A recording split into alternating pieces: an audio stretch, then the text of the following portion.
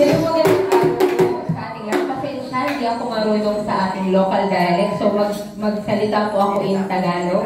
Magandang araw at maraming salamat po sa inyong eskwelahan sa pagtanggap po sa ating sa ating from Tiboli, Cebu Senior High School. Thank you very much for hosting po yung ating mga kasamahang katutubo ngayong araw. So sana po nag-enjoy ang lahat.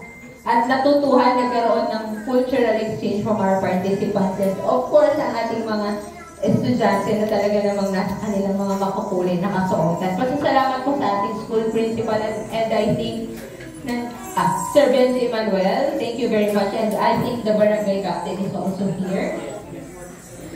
Sir, thank you very much for welcoming our participants and for sharing the culture of the Tiboli people with us. So, yun lamang po. Maraming salamat. Kasama ko po yung mga kasamahan namin media. Nag-iikot na sila dito and hopefully, we will get to visit and promote your school and link Cebu as a culture hub here in South Cotabato. So, maraming salamat.